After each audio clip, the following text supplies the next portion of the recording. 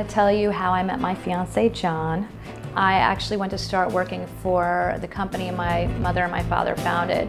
When I went to start working there, there was a note on my computer that said, "Come see me when you get in," and it was from John. And I told one of my coworkers, I was like, "Who is this John guy?" And she was like, "Oh, cutie John, cutie John." And I was like, "Who is this?" I was definitely attracted to her the first time that I met her, but I guess you could call her, somewhat taboo because her mom was the president of the company. Well, initially I was just physically attracted to him. We had this forbidden office romance. And we started flirting in the office and we tried to keep it hidden for as long as we could. But as soon as we started going out together and there was actually something there, we never spoke to each other in the office because we were trying to hide it from everybody. Eventually we got to a point where I was ready to come clean and tell her mom that we had been going out. I was slightly worried that I might lose my job once she found out about that. But at that point, we had decided that it would be worth it no matter what happened. Noah asked me a few times if I was definitely ready to go through with that.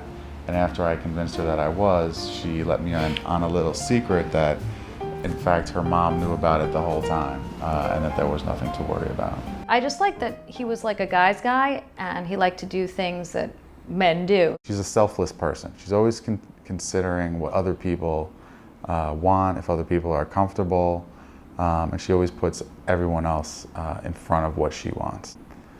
The moment when I knew I wanted to marry Noah was when she was giving her maid of honor speech at her friend's wedding about 1.5 years ago. She got up in front of a room of about 300 plus people and she gave a really heartwarming and funny speech. I knew that the best way to become popular was to befriend the most popular girl. Noah's family on her dad's side has a bench in Central Park that's dedicated to her grandparents.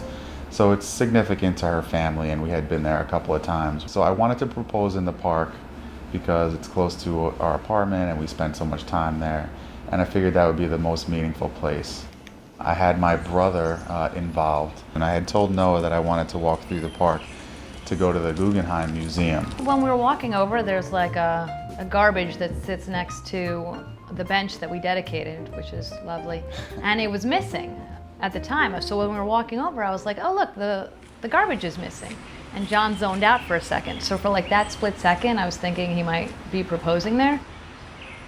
My brother was supposed to be waiting in the bushes with a camera to take pictures as I got down on my knee while she was sitting on the bench. And my brother got a nice shot of us right in the middle of the proposal. Initially, she said, "Oh my God, what are you doing?" And then I opened up the ring box and I think the diamond is what got the yes out of her.